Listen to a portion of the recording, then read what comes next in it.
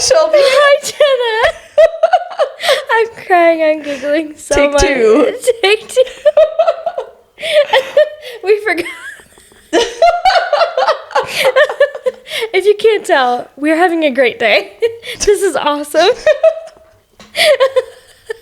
I'm letting you lead here. I say too much. I say too much. Oh my gosh, that was so funny. Jenna's trying to get into spoilers already. Whoops.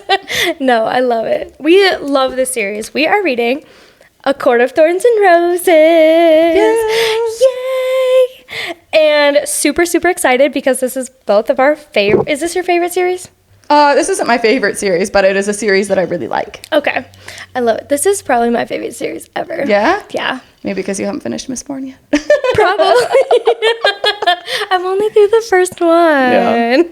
No, it was great. And this is both of our first rereads of this series, too. I've actually never reread a book. I don't think that you have either. No, I haven't either. And I also haven't tabbed and stuff as much as I did here. Mm-hmm. But I'm so excited because during this, we're going to have lots of spoilers.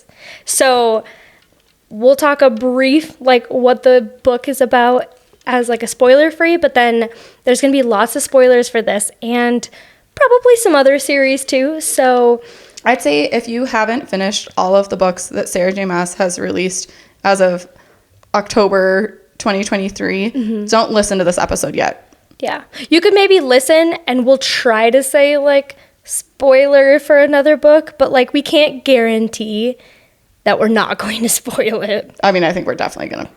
I don't know about what notes you have, but I definitely am. So we've got lots of predictions. We've got lots of things we didn't catch the first time. Lots of foreshadowing. So this is going to be a fun episode. I'm so excited. I've been looking forward to this, like, literally since we first started the podcast. Before we even started talking about Crescent City 3, this is one that I feel like we were both so excited to cover and reread. Yeah, definitely. And because this was a book that got both of us back into reading adult fantasy and fantasy romance in general. And so it is kind of nostalgic going back and reading it again. It really was so nostalgic. I got like this like big feeling in my heart. Yeah, definitely. I love it. So a very spoiler-free like synopsis on this book would basically be, we've got Feyre, our main character, and I believe that this is who's 19. 19 years old. So I love it because it's like new adult. It's not like she's like 16. She's like an experienced lady. And she arrives in the Fey realm from, you'll have to read the book to see why. And then I think it says on the back. Does it? Yes. Oh. Feyre kills a wolf in the woods. Just kidding. And a terrifying creature arrives to demand retribution. So yeah, that's... Well, just kidding. That's why. That's how she gets into the Feyre. See, you can tell that neither of us ever read the synopsis on the back of the book, and so... We always go in blind. Yeah, we go in pretty blind. So I'll just read the back. She's dragged into a treacherous magical land she knows only about from legends. She discovers that her captor is not truly a beast, but one of the lethal, immortal fairies who once ruled her world. But he's not a beast all the time. She adapts to her new home. Her feelings for the fairy, Tamlin, transform from icy hostility into a fiery passion that burns through every lie she's ever been told about the beautiful, dangerous world of Fae. I can't even say anything. I know, me neither, and I love it. Oh, man. Oh, my gosh. So on that note, because our next conversation is going to get into spoilers, so there are spoilers coming. For all of the ACOTAR books, for both of the Crescent City books, and for all of Throne of Glass. So let's just reiterate. If you have not read all of those books, don't listen to this yet. Yes, because we have some theories and stuff coming forward. Yeah. So here we go. So on the back of that, Tamlin. Tim Tam. Good old Tim Tam. Tampon. Good old tampon. The nicknames just kill me. They do kill me. I love it, though. Oh, my gosh. So how did you feel about Tamlin this time, huh? Oh, I was surprised. I really thought... I don't know. Since I finished the series, I really thought that rereading it, it would be more obvious to me. Oh, yeah. The red flags that meant that maybe they shouldn't stay together and stuff. And there's a few spots that I picked out that now that I know what's going to happen do stick out. But I can see why I felt like that the first time, because it was a total surprise to me. I really didn't see that coming. I had never read a book that had done the bait and switch like that before. Oh my gosh. And I can see why. I thought that rereading this would be more obvious, but I can see why I really fell into it. What about you? Me too, 100%. And I think knowing the rest of the series, I felt so much more like bad for him. I know, I did too. Like pity. I actually thought the exact same thing, because Tamlin isn't all bad. No. Everybody wants to make him out to be terrible, but at the end of the day, and even the spots that I tapped for him, like to talk about, he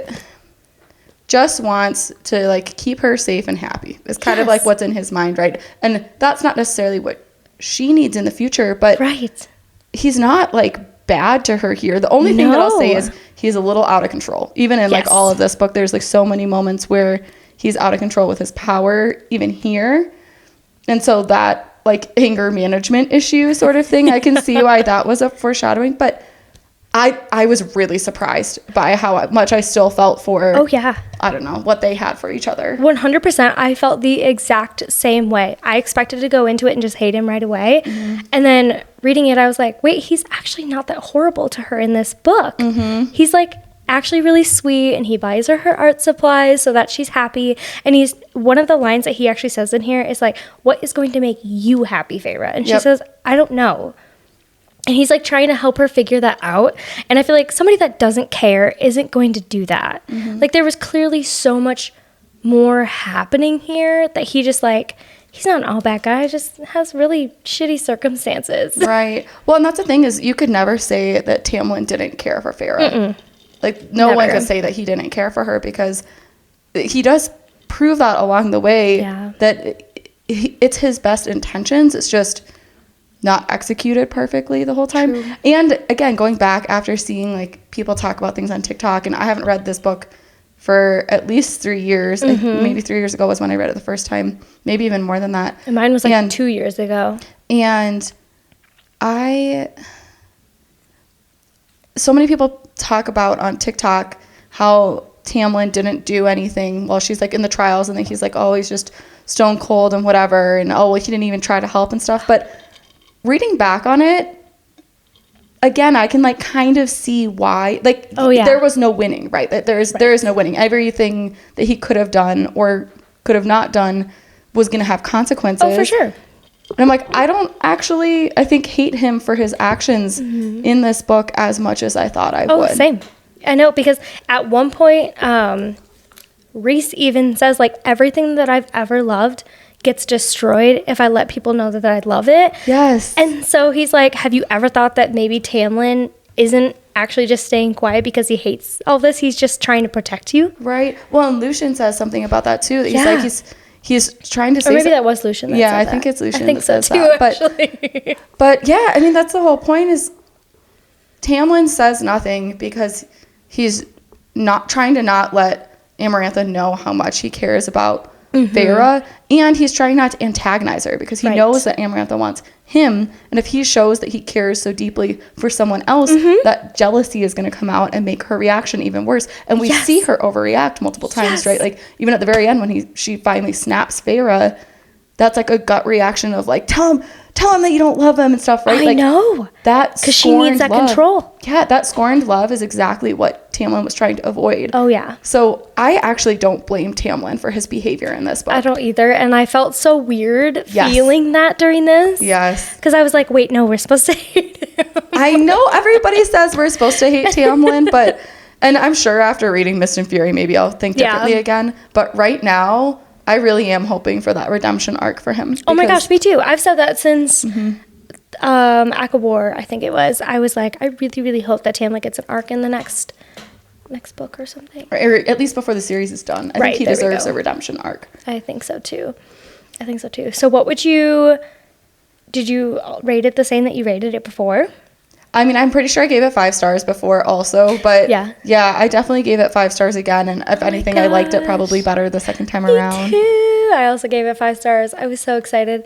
I was really excited to go back and listen to all of her imagery and really see like how much thought she's really put into like the entire series. Yes. And it was so cool to see just like all of the foreshadowing. Yes. Well, and this time I think since I already know plot wise sort of what's going to happen, right? Because I've read it once before.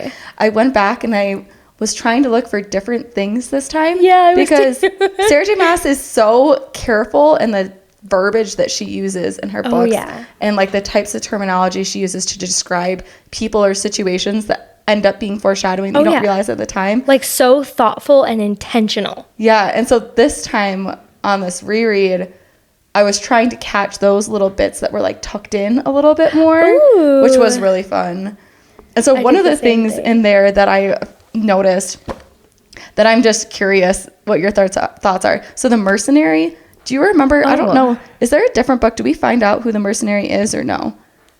Again, it's been so long since I've read the rest of the ACOTAR books. I don't know that we do, right? The mercenary so at the very beginning of the book, and Feyre, remember, shoots the wolf and she skins it.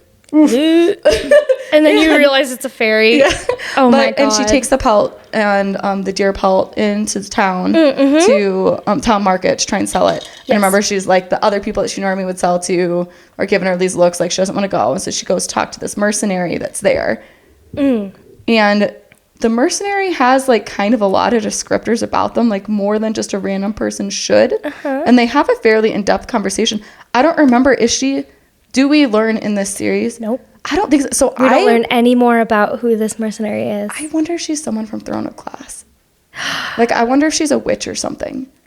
Honestly, that would make so much sense, though, because I know exactly what you're talking about. She has all, like, these black veins. She's got the black veins. She's got the night dark eyes. She's got, like, I don't know. I mean, let me flip to where it was. This is on, like, 25 that she's talked about, page, like, 25 of the it was so soon, paperback. and Feyre gets all of this information from her. Right. And so, so it's thick, dark hair, shorn to her chin, tan skin, eyes not just one shade of black, but with hints of brown that glimmered in the shadows, aged anywhere from 25 to 30, but, like, you couldn't really tell.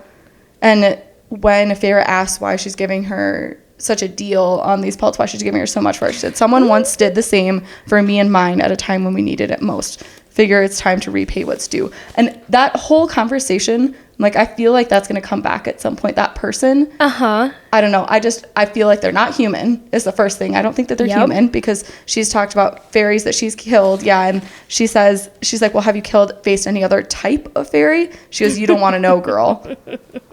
That's on 29. And again, the tan skin with the black veins, solid black spider webbed, creeping like frost. That's how she's described. So that's one of those things that the first time I read it, and having not known how SJM is so intentional. Oh yeah. I probably wrote it off as like a random character. But now, because I don't remember her coming up again. But again, I'll have to read the rest of ACOTAR to remember. But I don't remember her coming up again either. So I think I feel like she's got to be a character from another realm, or like is a fairy that we didn't know was there. Well, because it's so clear that when Feyre goes up to her, she knows exactly what kind of pelt she's carrying. Yes, definitely. She definitely knows. She definitely knows, and she's like, oh, I'll take that. Yes. Did you think that Feyre's dad knew that it was a fairy? 100%. 100%. Yes, I did. I actually have that tabbed, because I was like, as soon as she comes in and she like tells him everything, he goes, no, you didn't. Yeah, he's like, you didn't really take that chance, kind of thing.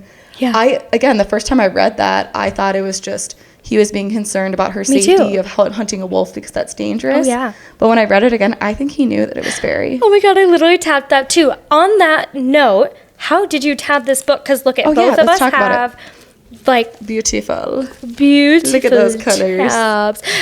I love that both of us went with spring colors. Yeah. Tell me about your tabbing. Okay. You go first. So I have lots of tabs. For a pink, I did creatures. And so anytime we met a new creature, so like the Naga and the Bog, which I listened to the audiobook and I was like, I thought it would have been like the Bogey. Oh, I thought it was the Bog. I don't know. But usually I'm the one that pronounces things wrong, so. And I heard it as the Bog, and I was like, oh, okay. You thought it was bogey like golf? I really did. I love it. Oh my gosh. So I have creatures. And then a dark purple is going to be Rhysand. I did the same color for Reese. I love it. Violet. And then like a dark green is going to be history that we learn. A light blue is foreshadowing. A light yellow is quotes. A light green is thoughts that I have. Orange is important things. And then dark blue is going to be the trials that she goes through. Oh, and I just tabbed like the points that she did the trials. That's so I knew where to so tap fun. back to. It's so interesting to see how differently people tab the same books, like the strategies that people have. Because you see some people be like, oh, this is a happy moment, sad moment, whatever, or like things like that. You have some people, that are really plot stuff. Like there's just such different ways that people tab it. Oh, for sure. I think ours were probably kind of similar, honestly, on this one. I also did really bright colors. I wonder if we tabbed like the same things though. Probably. I actually didn't intentionally do spring colors. I just did very bright colors so that it would be more obvious what the difference between the tabs were, so I could flip through it easier later. Because a lot of times I've been trying to do like tabs that match the book, but then it's like different shades of green or something. Yes, and so they're it's harder to tell the difference. So 100%. I went for bright colors so that it was easier to find them. I love it. It would have been smarter to just say it was because it was spring, but that wasn't actually the case. You can still say it was because it was spring. So they look like spring colors. Yeah, so I did the light green were things like, I just like Feyre, so things about her or her background or her internal thoughts that I thought might be useful later. Pink was Tamlin, mostly about like her relationship with him or some of his behaviors. Light blue, I called world building, but it's also like a mixture of like info and world building and like that, anything that kind of fits into that of the general information. Dark blue was Maas first stuff, so anything that I thought might have a crossover. Perfect. I wish I would have done that now. The like super light pink, I don't think any of them are sticking out, but it's like almost white light pink, were quotes. Anything bright yellow was sketchy. That's what I said. So things that I thought were like maybe gonna come up again later. Oh my gosh. The lighter purple or like fuchsia was being's description. So I did the same thing, talking about like also different people like Amarantha. I counted as a being, and then I also did Violet as Rhys. I love it. Yep. Oh my so that gosh. was actually very similar to what He's you just did. like the embodiment of like a dark purple. Yeah, like the night sky in his eyes. Oh my gosh, I love it. Yep. Yeah, I felt like tabbing it made it so much easier to like go back in and like find things. And even when we were like tabbing things and like going back, I was like, oh, I forgot I tabbed that. Yeah. There was a lot of things when I read this book that I kind of forgot. Again, it's been so long, and some of them should be fairly obvious things. Like I kind of forgot that Elaine is older than Feyre. I thought she's the youngest child. Feyre is the youngest. I kind of forgot about that. I did too. And I also kind of forgot how Feyre and Nesta's relationship was in this book too, because as much as Feyre kind of bitches about her for the first 30 pages or whatever, and Feyre is like super negative towards them, but rereading it makes you realize how unreliable of a narrator Feyre is, because she is always talking about her sisters like her sisters just don't care about her and she's so left out. They have these matching bracelets and she doesn't even have one, and they go do their own things and whatever. But then when she comes back and Nesta's like, tell me everything, I tried to come to you. And I spent all of the money that you gave me that I was going to spend on myself, I spent on trying to find you. Yeah. And Feyre like kind of acknowledges it, but kind of blows it off a little bit too. And I don't know, it just knowing where, like how their relationship develops through the next books, it makes me realize that I really think the first trilogy part of A Court of Thorns and Roses, Nesta is unappreciated by Feyre, and that Feyre, it really is an unreliable narrator in that sense. 100%. I am so glad that you brought this up, because I was so excited to talk about this part specifically, because one, I did not realize how much Elaine talked. Yeah, that too. Like Elaine has a real personality in this book. Yes. Like one of the things, okay, let me find it. Like maybe really she doesn't shine as brightly as Nesta, and so I think people forget about her. But she does have a personality in this book. She absolutely cares. does. She also really cares about Feyre. 100%.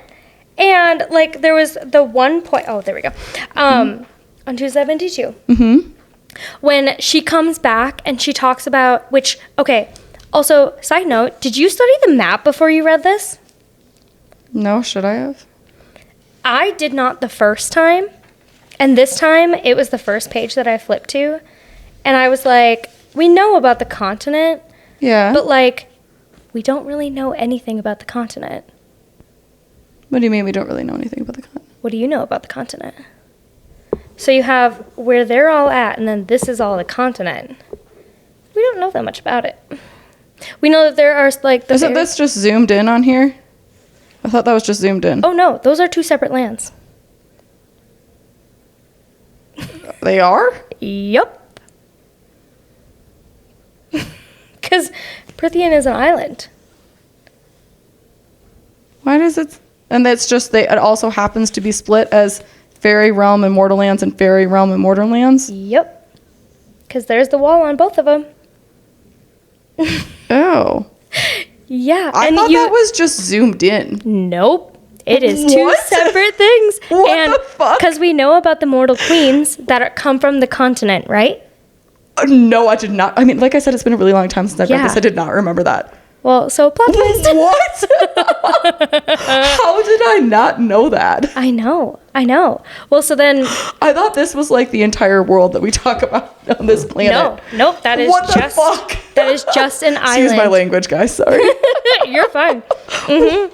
Yeah, okay, sorry. Go. That is just an island they're all that's at. Wild. Yeah. So when Feyre talks about how her dad... all of the gold or the jewels and everything that he had shipped to the continent and never made it, that's where it went. You're right. I don't know why in my mind, I probably just like totally wrote over it and I was like, it's going to the island, the one that King of Hybern's on or something, which doesn't make sense at all rationally. But when you're reading it the first time, for sure. Didn't think about it. 100%. I kind of didn't realize that at all. I mean, I guess that's true because like the map doesn't have the island that the prison is on either, right? No, it doesn't. Or is it like maybe one of these little babies or something? It might be one of the babies on the side. Or it might be under the mountain. Or it might be something else. Another mountain that we have to conquer. That's so funny. I kind of didn't realize that this is like a totally different... That this is all one map. Yep. I really thought that was... Because like that shape is even kind of similar. I really thought that was the same. But that's like two distinct... Crazy how much we don't know about it, right? What? I know.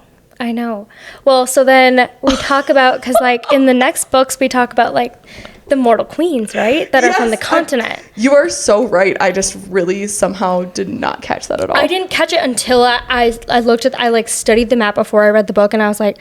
Wait. Like, wow, that's an extension. Yes. Not a zoomed in. Yeah. Wow. Okay. And so one of the things I thought was really interesting was when Feyre goes back and she like meets up with her sisters again, and Feyre tells Nesta and Elaine, if anything happens, go to the continent.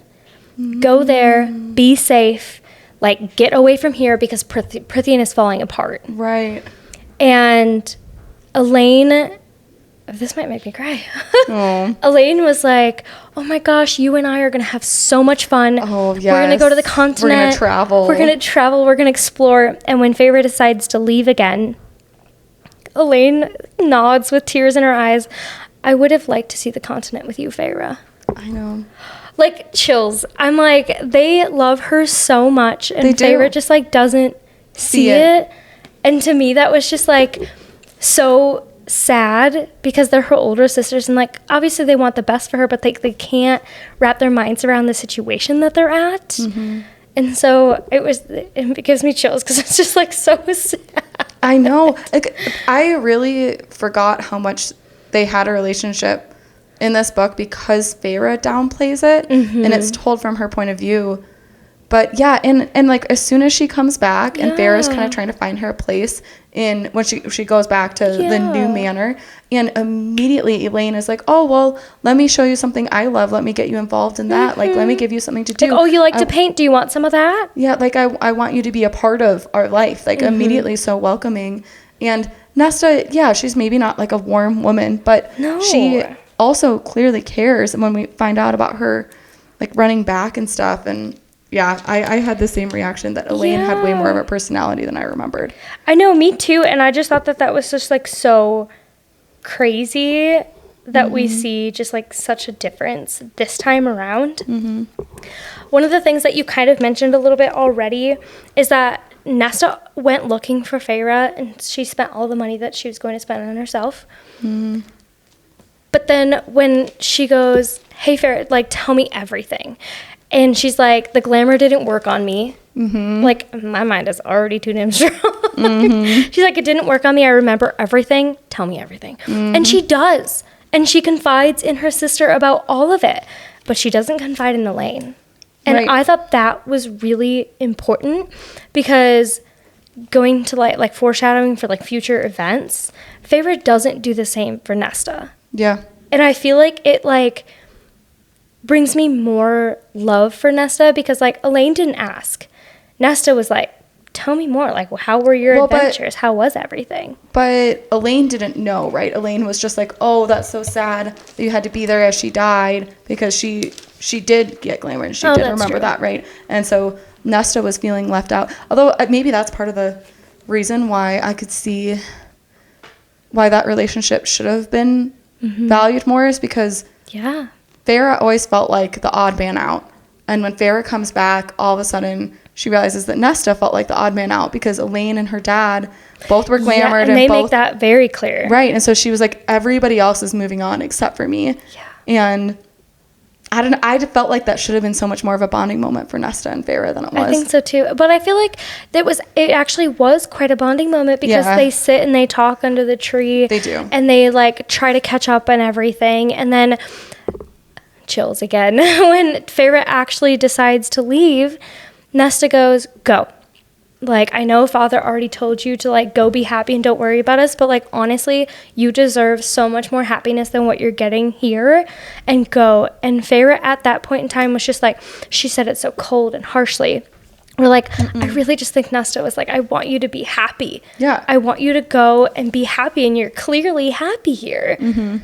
And I don't think Feyre saw it the same way, but I think that Nesta's intentions truly were there. And I saw her as so much less of a monster, knowing more of her background and like where she was coming from. Like, her intentions were so great, even if her tone was off. True. Right? And that's the thing, is some people's tone is different than others. Not everybody is happily and bubbly and stuff. Exactly. But that doesn't mean they care less. Exactly. And I think Feyre had a hard time seeing through Nesta's tone also. I think so too. But one of the things that I thought was incredibly interesting that I did not catch the first time around on 253. That's literally exactly what I had open up. No way. I was just about to bring it up. Go, yeah. Oh my tell us. God. I was going to say the same thing. I love it. We're talking about Nesta. And it said she'd been made differently, from something harder and stronger than bone and blood. She was as different from the humans around us as I had become. And I was like, that is foreshadowing. The best foreshadowing ever. Yes. Oh my God, I love that we were like literally on the same page. Literally had the same thing open. But okay, so kind of on that note. Yeah. A little bit more out there theories. This is maybe more conspiracy theory feeling than like is reasonable. There's enough like weird mentions around Feyre and her background or her family's background or some things. It's just a little sketchy. And like how she so easily then became High Fae and was meant to be mated to this High Fae and stuff. Just, I don't know. Just a little too easy. So I just don't know. And the reason why I say that, so there's like a couple specific things that I caught this time that I was like, And the first, I think a lot of people have thought about this on 313 when she's talking with Amarantha and she says that Feyre is an old name from our earlier dialects. Oh, yes. I definitely caught that. Right. And so you have this like, is there maybe something in her familial background and stuff? And I kind of remember finding out in other books or hearing something in other books that maybe Elaine and Nesta's parents aren't the same as Feyre and like that they don't necessarily have all the same parents. So all that in the back of my mind. And Feyre also mentions on page 44, so really early in the book, she has just like a passing thought of being like, oh, I like never really understood why humans settled so close to the wall. So there's again like, That's interesting. Yeah, like that was an interesting comment to make and then never come back to. Have you heard the theory that their mother maybe not have died? Not have died. Oh, yeah. That she was actually Fae. And like what happened to her then? She had a bond that she broke. Like, so they talk so much about bonds in this book that if you don't fulfill that bond, you die. Oh, like the promises kind of bonds you're talking about. Yes. Yeah, okay. And so in that case, she would be dead. Right. If she breaks a bond to a fairy, she's dead. But there's also theories going around that she's not actually dead.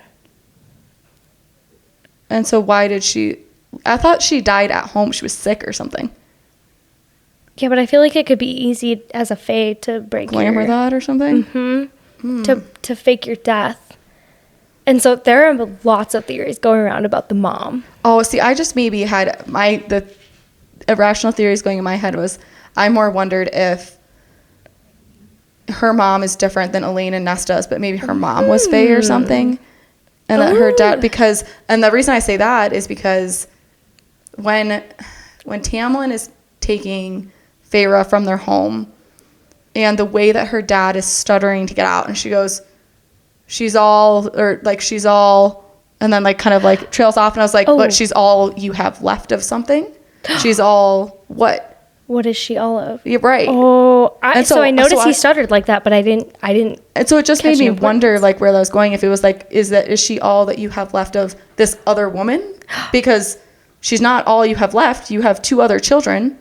What is she all of? She's all that. What? Yeah. Oh. Yeah. And so that was again one of those ones where I was like, that's so interesting. Yeah, and because he's knowing the pelt right away was Fae and stuff, it just made me wonder, like, does he have more experience that he's not talking about working with fairies? Or even on a different note, because so Feyre talks a lot about her mother's eyes, and there's one point when she said she looked in the mirror and she didn't see her mother's eyes or Nesta's eyes, she saw her own. And so what if her dad was a Fae and that's not her actual dad? Because do you remember when and I'll have to go back and read it to like know exactly how the scene plays out, but like the dad comes to save them all and he goes for Nesta. He doesn't go for anybody else. And he said, you were the one when I held you. I was like, you were my pride and joy. But I don't think he like says to Elaine or Feyre anything. Are you talking about in like War and whatever the last one or the third one is called? Yeah. Yeah. Yeah, I don't remember that. But he also she would have been his firstborn too. Nesta would have been, yeah, for sure. But the only thing is that like Feyre always talks about how her and Nesta look so much more similar than Elaine. True. And like the dad and Elaine like really connect. And I'm like, I wonder. She has like, because even when he's kind of fallen on hard times, Elaine is like more understanding of him. Oh yeah. But I think that's kind of just her personality too. Oh, for sure. For sure. But yeah, I wonder if maybe like one of the parents are Fae or something. Well, so the other piece of this, like yet another piece of it, was on 79 when she's talking with Tamlin and he's like giving her some very basic information about Fae. And it could totally be just like parental, you should have known.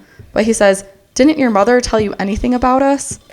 And again, it could be read as like, oh, your mom should tell you things, right? I know, like, don't you know that about us? Right, like it could be written off that way. Or it could be like your mom. Oh, like a very specific? Like a specific, like your mom knew things, didn't your mom tell you about us? And then the way that she describes Nesta as being different? Yeah. Oh, so wait. I don't know. All right, throw it out there. The mom faked her death, and the mom is the mom of Feyre and Nesta, but maybe not Elaine. Or Elaine just takes more after her dad or something. But because Elaine doesn't acclimate very well. She doesn't, but I just feel like that'd be harder because they would have had... I think it would be more obvious, like a different mom, a different person is pregnant. Like how do... You know what I mean? That would be like a whole 9 months of... glamoring somebody to pretend that they were pregnant, or other people would have known you just magically showed up with a baby and you weren't pregnant for 9 months. So I think that's the reason why I have a harder time thinking the mom is different, and an easier time thinking it's the dad, because like could have banged a couple different dudes and no one really knows whose seed took place, you know. so I think that's like the main reason why I'm like, I feel like if there's a different parent that it would lean on the dad's side, but maybe the mom just isn't who we think she is, and I could understand that too. I could see that, and maybe she's running around Prithian somewhere. Yeah. Who knows? Yeah. Oh my gosh, that's so crazy. Yeah. So all of that, or I don't know. I think there's something weird about who Feyre is or her background. That maybe she was meant for Prithian all along. Well, and that all three sisters, again, like go into the cauldron and become Fae and stuff. And it's like that there seems something, and that they all have mates that are Fae. Well. Yeah, we'll get there. But not in this book, right? We'll save that for another discussion. But it's too convenient. It is very convenient. So I feel like there's some background about Feyre or her family that made it.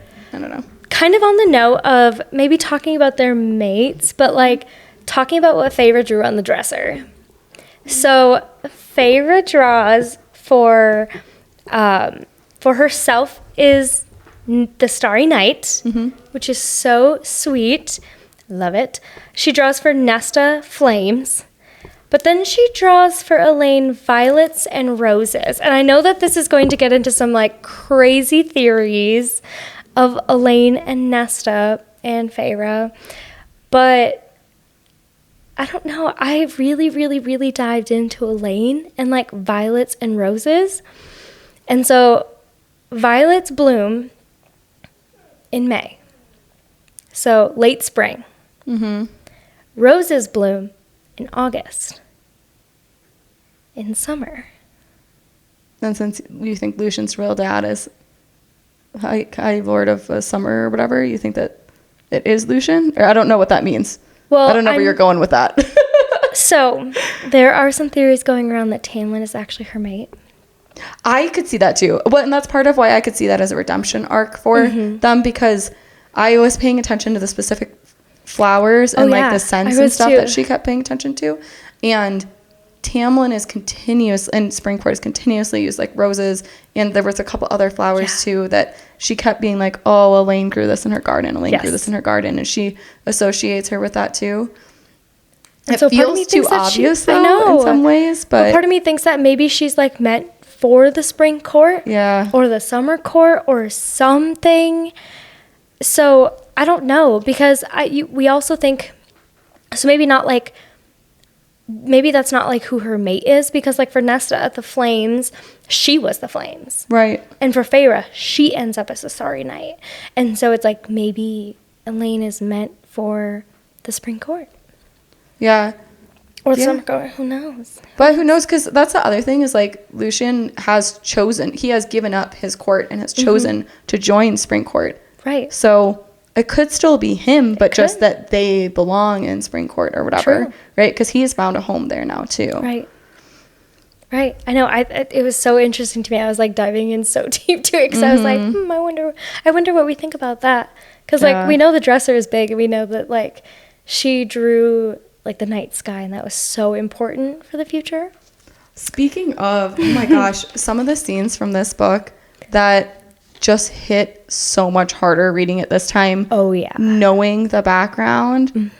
I mean, I think the dresser is probably the first thing we come across, right? That like knowing that Rhys sent that image into Feyre's mind to paint that.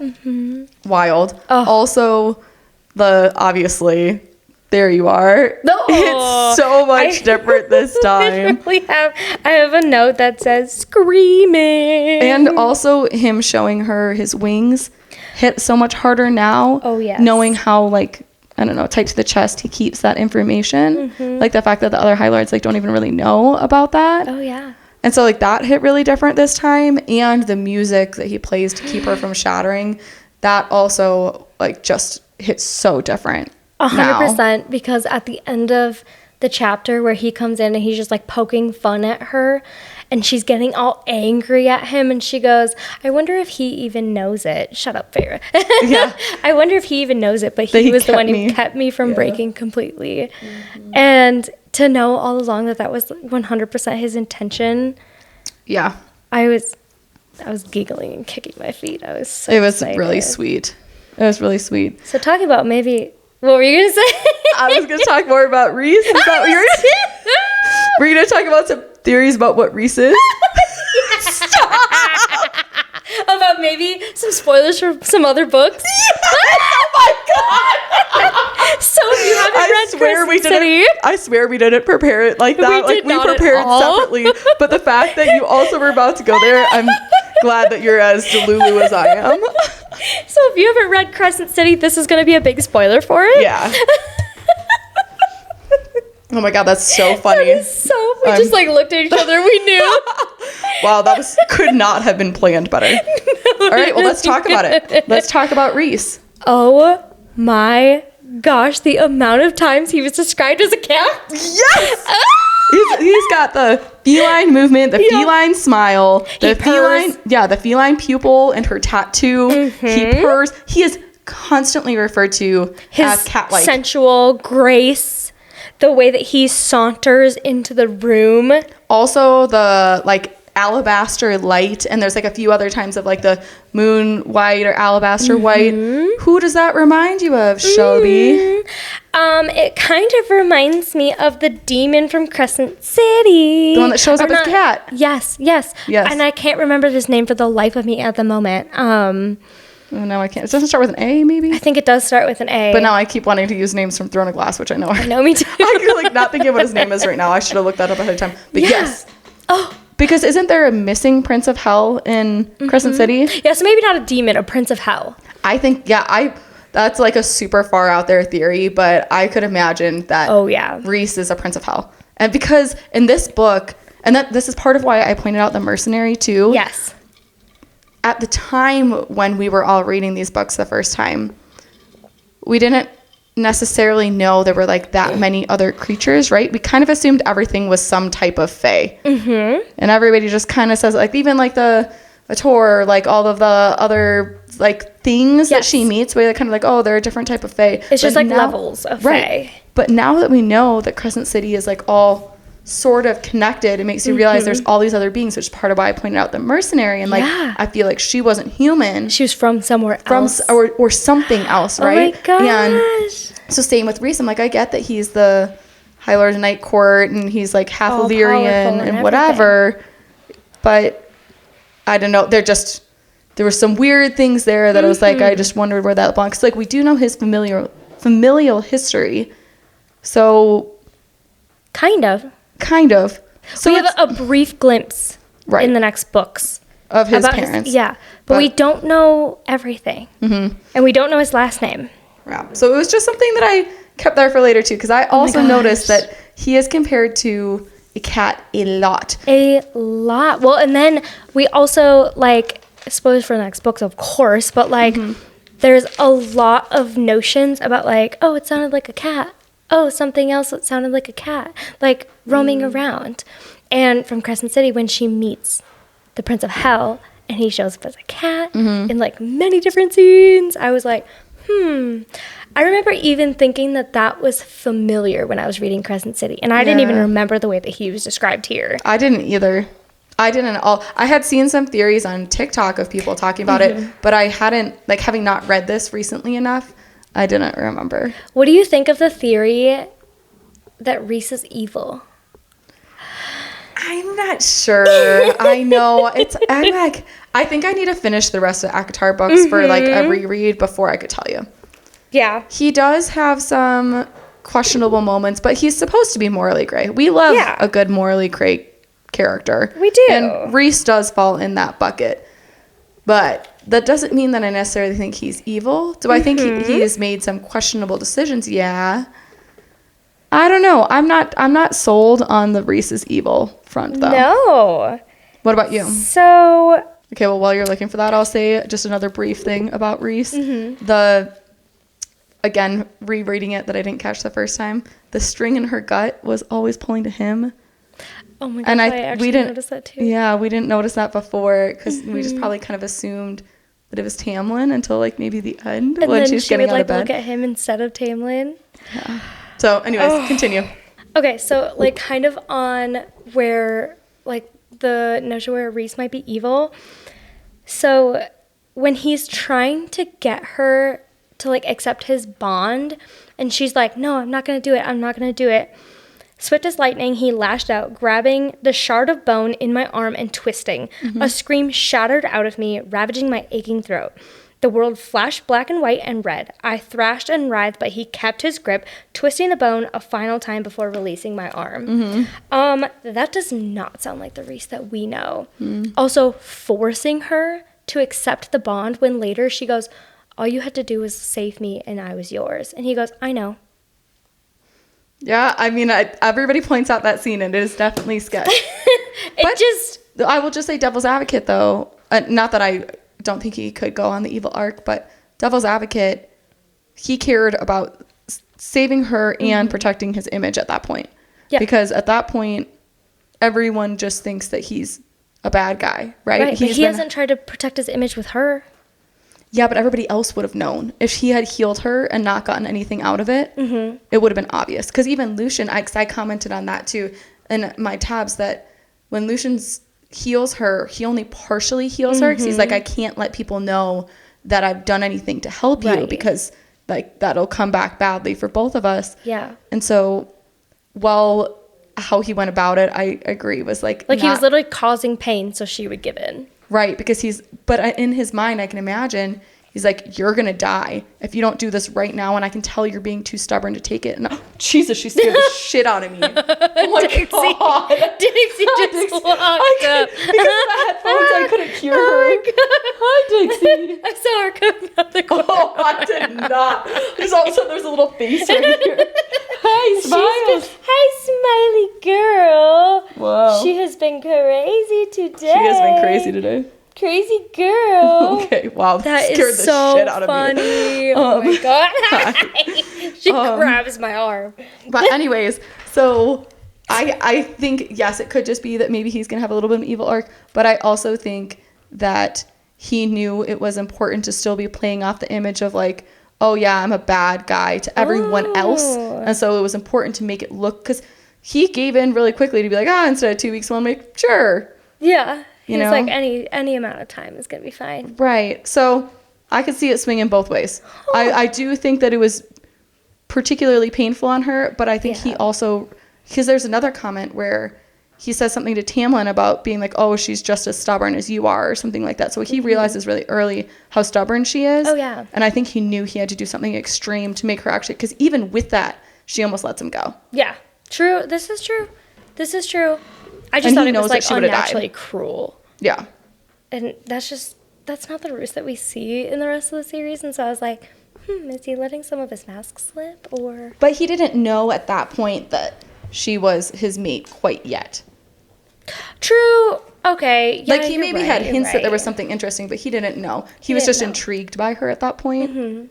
And so he's like, well, just. He's like, I want to keep you alive. Yeah. Well, no, not I'm going to treat you however I want, but like, because, I think we find even in his other scenes that he's not trying to be cruel. Like, he doesn't shatter the mind. He shatters like the entire body of that one face. But he comes off as being cruel to other people. Exactly. Because he's like, this is a face I need to put on. Yeah. Because everybody just thinks of me of the Court of Nightmares and stuff. Yeah.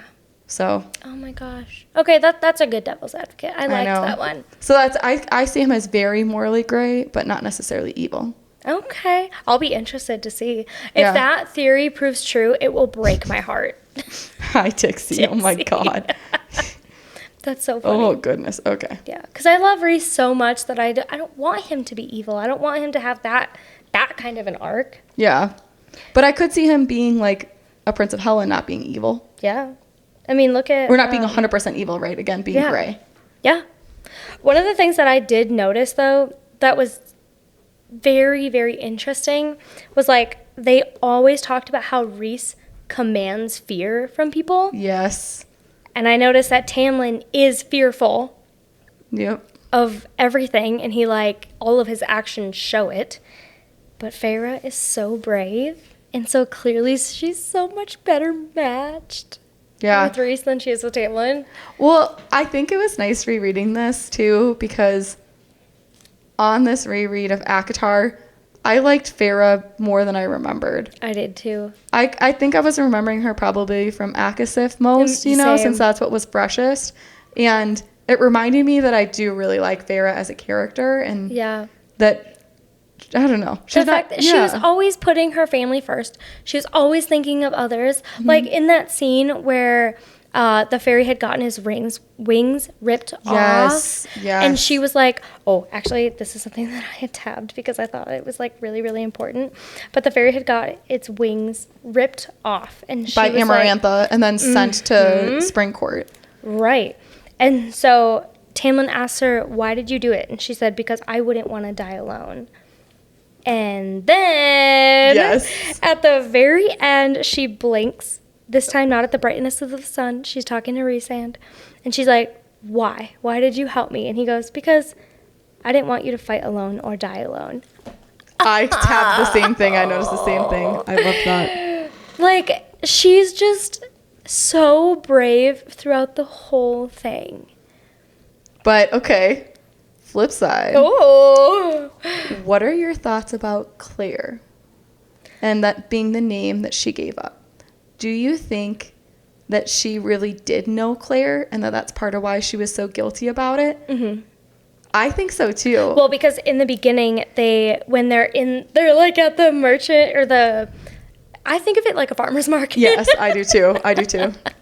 And she sees Claire and her friends walk by, and Nesta talks about Claire, and so it's like fresh in her mind. Well, and Nesta even talks about Claire before then, like way really? early, like in the very beginning of the book, because she says like, oh, well, Claire says that Thomas is going to propose or something like that. Right? But there's a couple times that Claire specifically is mentioned as a friend. And did not notice that the first time. Same. Holy cow. And so again, going back to Feyre being an unreliable narrator, I think she knew Claire, and I think it was intentional that she gave that name because she didn't really like her. Mm-hmm. And then when Claire is so horrifically tortured, I think that's part of why Feyre feels so guilty. Because she knows her so Because she knows that it was kind of intentional in her mind. 100%. And the reason why I say that is because when you go back and read it again, when she's going to shoot the wolf, and she's kind of trying to talk herself out of thinking it's a fairy, even though she kind of really does know it, but she keeps talking herself out. And you're like, oh no, it must just be a real, like just a regular wolf. It's big, but it's just a wolf. But she kind of does know it's Claire. And I think it's the same with Claire. I think that she tried to write it off, that she didn't really know Claire, but I think she really did. And since we're just seeing her thoughts, I think so too. That's what I thought. I would 100% agree with that, and I think that's a really good thought train to go through, because, like, we kind of go through with ACOTAR, like, Feyre, as brave as she is, can be a little selfish. Yep. And it's unfortunate to think about because, like, we see she's trying so hard for her family and everything, but, like, at the same time, she has a very young, selfish way of thinking where, like, I'm the only one that matters, and, like, I'm not being involved, and these people aren't doing things for me. And it's like she's not doing this all selflessly. She's doing them because she kind of wants the glory for it a little bit, it seems like. And so, yeah, I do feel like she has these, like, maybe less than positive tendencies and will talk herself into, nope, it was for the right thing. Yep, because that was one thing I saw about Nesta and their conversation. I don't know if I pulled that tab out specifically, but when Feyre is kind of telling her, like, all of what happened and stuff, and she's like, wow, you really came for me, blah, blah, blah. And Nesta basically says something to the point of, I know you provided for us, but it's because I knew that you could and I couldn't, and I kind of hated you for it, even if that was unfair. Oh, yeah. So something to that point where, like, she's acknowledging that Feyre was doing the work because she knew that she was not capable of that and that she hated herself for it. Yep. She felt remorse for that. And fast forward then to ACOTAR, I think it just, I don't know, that bridged the gap for me better. 100% for me too. And it's funny because, like, the first read around, I was so involved in Feyre that I did not notice in the slightest, like, how her sisters were or how other people were portrayed. And I was like, wow, like, Feyre really can be an unreliable narrator. Yeah. And to me, that was just so wild to have that this time around. Yep. Yeah. Well, I feel like we have so much to talk about that this might just end up being a part 2. Yeah, I kind of think maybe we need to just break this in the second episode. I think so too. I agree. We have so much more to talk about. So we'll see you guys on Wednesday. Join us next time for the rest of our thoughts on ACOTAR. Bye, guys.